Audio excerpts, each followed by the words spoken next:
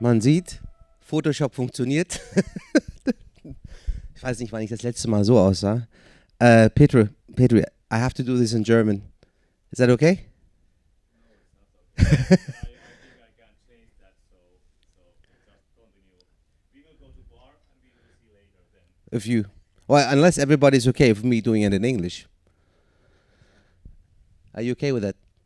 All right, sit down. All right, it's like I'm fighting for everybody in the audience. So my name is Hosseini. I'm a partner at C.R.O. Partners, a company that brings European tech or international tech now to the US, and I'm the founder of the Hope Advisory, a strategic advisory in the UK that helps brands like MediaMath, NZZ, and also in Switzerland, and brands like Bang & Olufsen.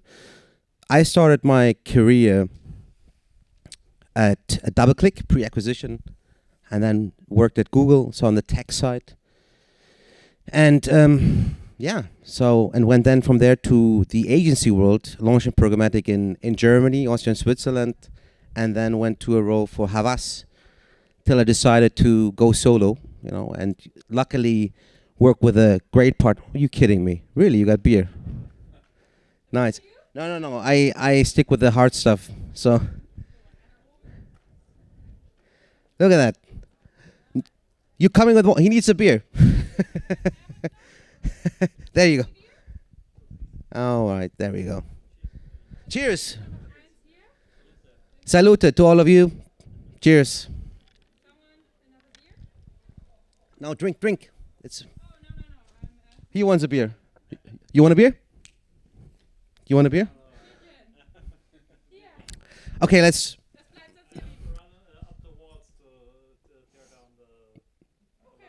All right, that's fine. Anyway, cheers again. So I work with C.R.O. Partners with the founder Mike Kierans, who sits in New York, and he's basically doing this since 2008, bringing companies over 50 by today, and going to talk about how we do this. But before we go into that, I need to talk about the German market in general. It's like, and European market. We're going to talk about a few numbers, but in generally, if we look at the history of how Germans or Europeans' attitude was in towards AdTech. Oops, how do I go back? It was mainly, it's like before anybody comes into my territory, I do it myself, right? Very protective. And actually before that came, if you think about a few young people in the room, if you think about the Zamber brothers who would go to the US and then, occasionally copy a company and then sell it to an American company, we didn't have the confidence to basically take our own shit and take it overseas, right? Or anywhere. What we do usually, from an attitude perspective, it's not a German attitude, it's a European attitude usually. We always tend to go to the next bigger market. I had a conversation today with somebody in the room. I had a conversation yesterday with a Danish company, would say, well, our next market is Germany and the next market is the UK, right? So do we need that? I think we can be faster and we can be smarter. How to do that? So growing your company in generally is important. Staying in your own territory means you don't learn. This is a quote from Dirk Freitag, who is a veteran in the business, and I read his story this morning again, how he sold AdTech for 100 mil and how he got there. But generally you need to move to learn. You need to understand different aspects of the business based on cultural business attitudes. It's way more complicated in Europe, and from my perspective, than going to a country like the US. Sorry. That drink is pretty tough. So if you look at the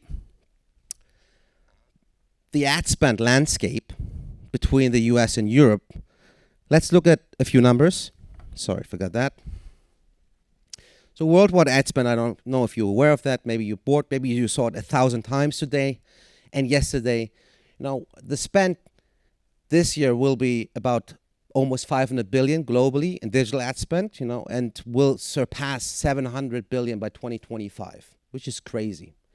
I think it's going to be more because we're looking at this from the moment we are in right now. So if you take into account that there's going to be more digitalization and the lack of talent we have right now, if we solve that, there's going to be more spend and the business is going to grow even further and over $1 trillion by 2025 in total media. So let's look at our fragmented region of Europe. If you look straight forward, the biggest countries are the UK with 28 billion, Germany, and France, if I'm not mistaken. Yes. And, Finland with 600 million, I was right. Sweden with 2.4 billion, and so on and so on. In total, the market is worth 65 billion around, or 60 billion, right? So compare that to the German market, the growth rate is quite well. So, we're pretty stable and we have the confidence that our business is growing. But are we going to go out? Are we going to stay in Germany? That's the big question. Compare that to the US, where I see a huge opportunity. This year's spend is over 200 billion. Surprised by 2025, it's going to surpass 300 billion US dollars. I think it's going to be way more.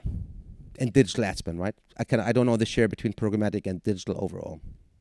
So if you think 300 billion versus Germany is going to be at 20 billion, so that's 15 times more? So even if you just get a fraction of a business in the US, you still make more money than any country in Europe, logically, depending. Overall, Germany looks great in the ranking. It's an important market and it's going to get more relevant. If you think that's the fifth biggest growth rate, that has the fifth biggest growth rate overall. So, we're doing fine here, right? Especially when we think about that with GDPR and with, all the privacy legislation the past years, we gained this confidence that we just better. We had this discussion yesterday yesterday and today actually, where, we had this time in 2010 and before that, where American companies would come over the sea and tell us that how crappy our solutions are and that we're not relevant in any market. And that has changed. It's changed, with the confidence we have. We are more bold, and we're still working on the boldness in terms of understanding that the market has the biggest opportunity versus the cost. That's why, the general attitude is moving from one country to another with the cultural aspect we have in our country, which makes it so difficult. You look at the overall spend and the split of the 120 billion we have this year, that we make more. We Google, Facebook, and Amazon take the biggest cut of 76.1%. and leaves us 17% as gut. It's still a lot of money, over 20 billion. So, so it's still business for everybody. And of this 20 billion, fortunately or unfortunately, the biggest cut goes to the US. So let's talk about cultural differences. And this is a bad example because I didn't find anything else, because it's more related to Asian culture differences between the West. But, even if you go from Germany to Spain, Italy, France, we cannot use our attitude. I give you an example. Why is this vibrating? Okay, I'm ignoring it. Feels good though. And cultural differences. When I started my job at Havas, before I went on to this venture and I went to France for the first time to a global management meeting, I walked in and everybody expected me to speak French, right? It was an expectation and nobody asked me in the interview if I speak French. I had French in school. So after 2 hours of not understanding shit, somebody asked me something in French and I said, well, I replied in English, right? So it was pretty embarrassing looking at 40 leaders. but everybody knew who I was then. So any country has a certain expectation. So we cannot go, the way we work in Germany and go to the UK and think that it works. I had a company today who asked me after pulling out 3 years ago out of the UK that they're ready to go back, because that time they weren't understanding that there's a business culture in the UK and there's a business social culture in the UK.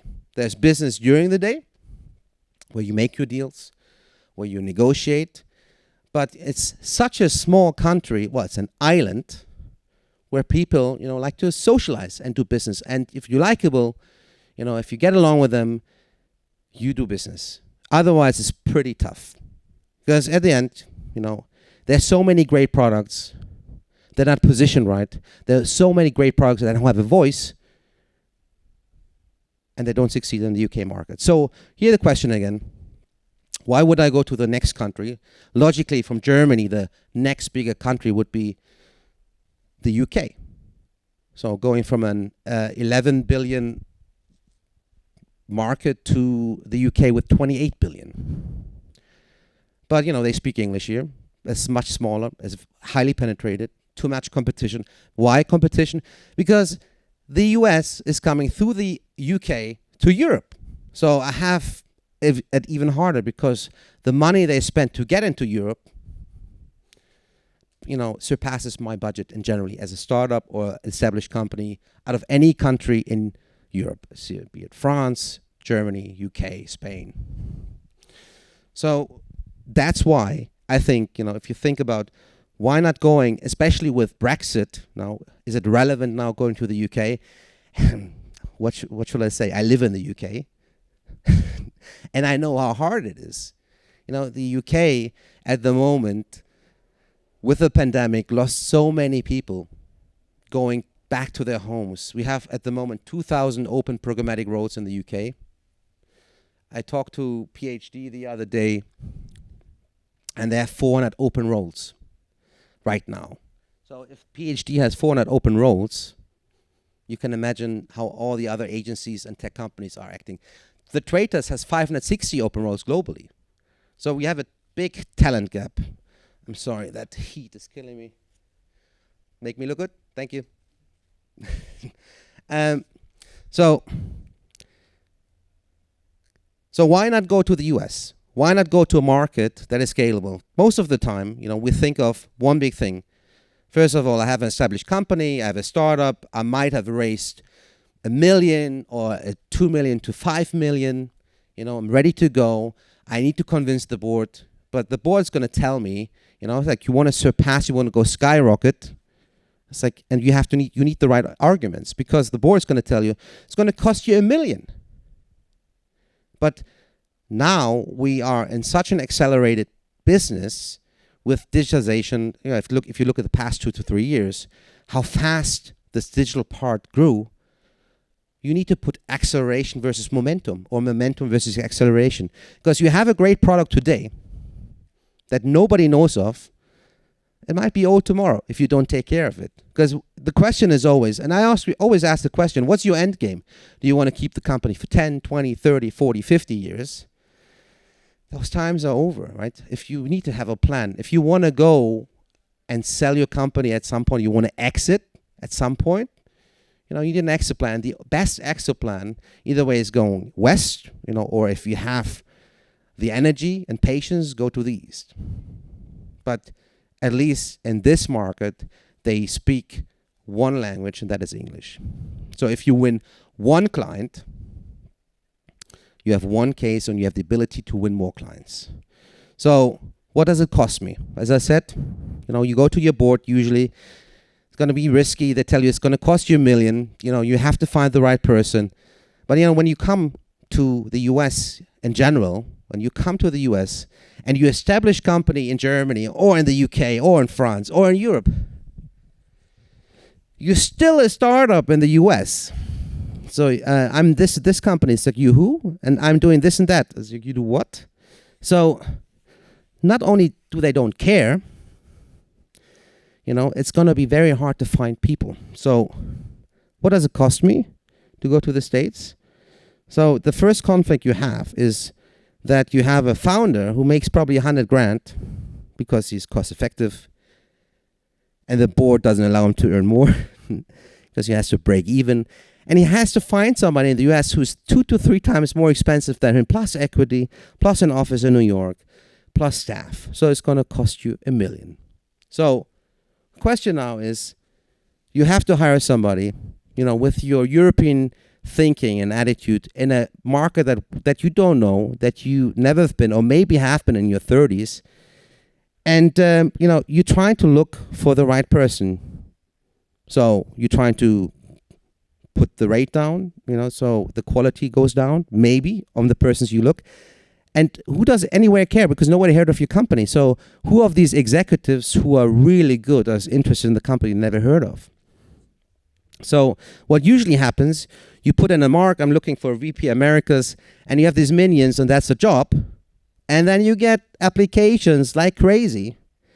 Everybody telling you they're the best in networking and the best in sales. So what usually happens, right, is that people go on a conference and they wave to somebody and they say, well, yeah, we're buddies. I know this guy. I know the CEO of IPG, or I know the CMO of this company, but I never met them. Just go to my LinkedIn profile. You will see that I know them. So you hire this guy for $500,000, and after 6 months, you figure out he has no contacts. So what's going to happen is the guy who you hired doesn't care anyway, because he knows now he was a sales director or a senior sales executive at a bigger company. He dropped out. He was looking for a new job. He used you as a placeholder. So, you're 500 grand short plus a few staff. He's leaving the company. So the board is really pissed off because you didn't fulfill what you promised on. And you might get fired for that. Doesn't matter if you're the founder. Replaced. So what we have done with C.R.O partners, we developed a program where we looked at the challenges of how to scale businesses that are great from Europe or now internationally to the States that, cover, in a fast and accelerated way to generate revenue for the company to pay for ourselves. So we work with company with, does anybody know Grapeshot? Nobody knows one guy? Two guys? Two guys know Grapeshot. Grapeshot, which means we're very old. Grapeshot was a contextual targeting solution, one of the first ones out of the UK. So John Snyder wanted to go badly to the US and work with my partner, Mike Kierans. So he needed 3 million to grow to the US. So he needed to prove that there's money for a solution like that. He worked with us for over 1.5 years. We helped them generate and prove to the board that they're the first revenue streams that they can do the next round of 3.5 million to go big. After a year of working with them, he tasked my partner in New York to find him a buyer. And we actually, we introduced John to Oracle. And Oracle bought John for 300 million. So, it's not easy just going to the US. My partner, Mike, is doing this since 2008, as I mentioned before. He's done this with 50 companies, and he figured out this formula is straightforward. Because, when you traditionally work with consultancies, that are bigger, they try to sell you a research if your product is market ready. And try to get you in for at least a year. In our model, we look at your material, we look at if the tech works, because generally the only way to figure that out is if you meet people and if you get the right meetings to pitch your product. And what we intend to do in Europe, and it's always the same experience, is that we are very product-led. So you ask for a presentation of the CEO, he sends you 60 slides. This is our product. One day we were sitting in the in our living room, and we had this great idea to build a solution, and so on, till you get actually to the product, almost like an agency pitch. In the US, it's quite transactional. You don't have much time. You pitch your product maybe 8 minutes, more or less. So who the heck are you? What's your company? What do you do? How does it work? Do you have any cases? What's your pricing? And when do we start? 7 to 8 slides. And plus, 6-7 minutes for introductions and 10 minutes for questions. And that's it, right? That's what you do on top level. And if they like it, you get the next meeting. The thing, why I express that we do this since 2008 is that my partner is quite prominent for bringing tech over. And if he would screw up, he would not get the second meeting that easy anymore. So what we do, we get you in front of the right people and get you in front of the right discussions and the right people who make the decisions, basically. Another story which is quite interesting. Does anybody know sticky ads at least? All right. So we help sticky ads as well. We, Hervé Brunet is a good friend. Hervé came over. We worked with them as well over a year. Usually our engagements are between 3 months and a year. 3 months, I say, because we give everybody the option to exit after 3 months. But at least after 3 months, you have a view if your product works in the US or not, right? And it's not going to cost you $1 million. It's way below 100 grand. Sounds a lot of money, but for US perspectives, it's very affordable for a perspective how it works.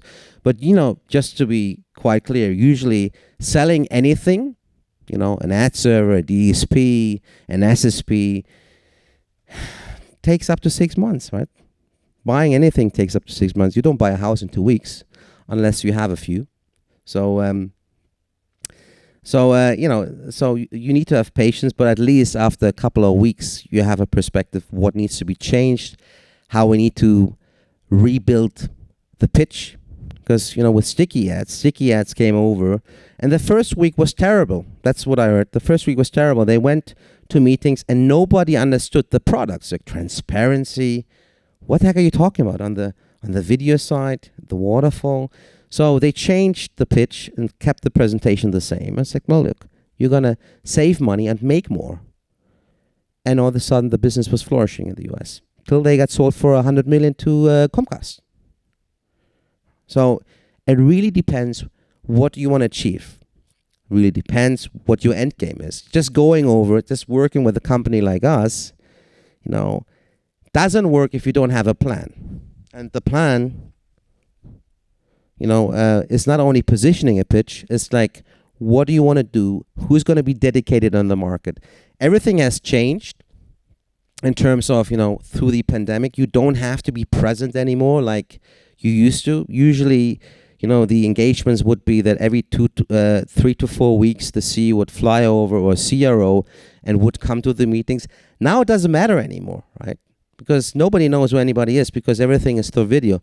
It's going to get more relaxed, but, this new area of doing business has just changed the game, because it's accelerating the deal making, because doing a week of appointments now and flying over and going to 20 meetings in a week from a CEO and founder perspective is very exhausting. But if you can do this occasionally, because of course, companies in the US, agencies, publishers want to see the people who are behind the magic. So that's a plus, right? And that's where we help. Besides that, we run the actual pitch with you. These are a few of the clients we have. Video intelligence, you should know, because they just got acquired for $55 million from Outbrain. We work with AdBrain, Zamasio. IP on Web was one of our clients. We brought them to the US. UpNexus we helped. IO, Grapeshot, Seismic. All very well known brands. Sticky Ads is there, and so on. And all these companies, well, not all of them, but most of them exited or went public, where we had our hands in, helping them to get their first revenue streams, helping them to get their next round of investment to grow and be visible. And you know what happens when you get your first revenue streams, and consider us as an interim step before you start hiring your senior level management in the US, because that's what we really are, right? You don't just move over to the US with the step in between, is that really executives or senior or sales stars are getting aware of this. They say, oh shit, you work with this? Oh, this is interesting. This is exactly what happened with InfoSum. I don't know if you know InfoSum is a clean room solution. The CTO is in the UK, a Russian Brit, and he can only take the company to a certain level. So he got Brian Lesser on the board, who was, one of the founders of Success, and accelerated the speed of the company. I don't know how fast, right? They got the investment. They're now big in the US, and so on and so on. And what is relevant as well, that's what we all do, is a certain network.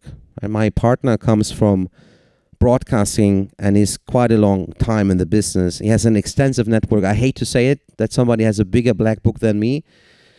But he's 20 years older than me, so he's allowed to. So a network as well, but network at scale, of course.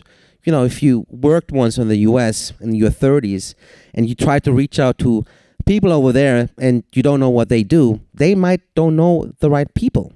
Right, it's the same way when you try to grow to the UK and you just try to find some consultants to help you grow in that market. It's not that easy. As I mentioned, there are a lot of, or like my Mike says, Americans are just full of shit, and I know it. I lived there 3 years. They're definitely full of shit.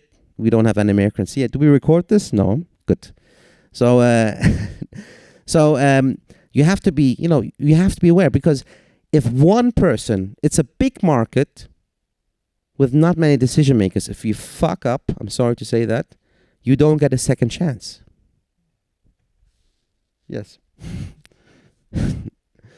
So, as I mentioned, Zoom, Google Meet helps you. You can manage that out of Europe, and it helps you with your flexibility to grow a top team over in the US.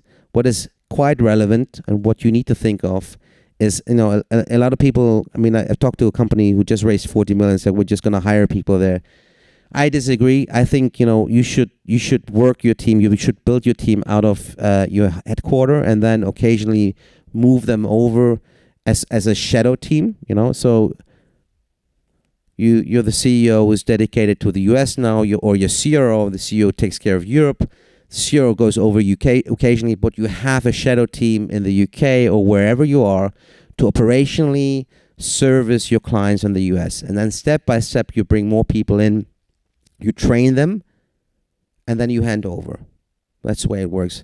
We did have cases where people just didn't, listen, and they failed. I just, 5 weeks ago, Petri, I was at ATS, right? So I met a client, a prospect who's going to go to New York next week to meet my partner and good friend. We pitched to them and they said, no, we're going to hire somebody in New York. And exactly that happened. He said to me, the guy earns 3 times more than me, 6 months gone, nothing in. We're happy to meet your partner now in New York. So they have breakfast, right? So the expectation level, plus, again, the way Americans might think, because look at the market right now. As I mentioned, there's so many jobs right now in. What do they care if they take you as a placeholder? Yeah? You were a sales director once, now you're VP Americas. You wait for the next bigger job, and then you go to the next bigger job, and you might lose your equity because you don't know if the company is going to succeed because it's a risk. So with us, we make sure that doesn't happen. We have a team of a lawyer, we have recruiters, and we're bringing them in when it's relevant. As I mentioned, like our engagements are 3 to 12 months, and we seek for financing ourselves because we don't want to be a burden. We're there for a good time. We're not there for a long time. If there's usually anything more than 1.5 years, or like usually should not be longer than a year, to be honest. If it's longer than a year, something is wrong. So, something might be wrong with the management or product or whatever. And, that's John Snyder who sold his company. And that's my partner, Mike Kierans. As you can see, he's much younger than me. And, if you want to reach out and talk about that, we're happy to help you. As I said, the model is quite, scalable. It's very straightforward. It's not a high-risk model like most of the, consultancies promise you when you move over. Don't burn your money. Be strategic, thoughtful with what you want to do, and where you want to take your company. Because the U.S. is not for everybody, of course, but that's where the most of the money is. And don't think I want to go only to the big agencies or big publishers. You don't need to, because a mid-size agency spends more than a network agency in the UK, for example. Any questions? Lucky me. How much time do I have left?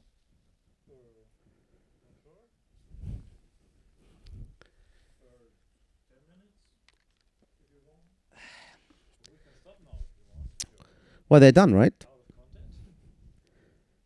Just take a picture of the email address. That's fine. If you don't have any questions, that's cool. We can go drinking. It's okay.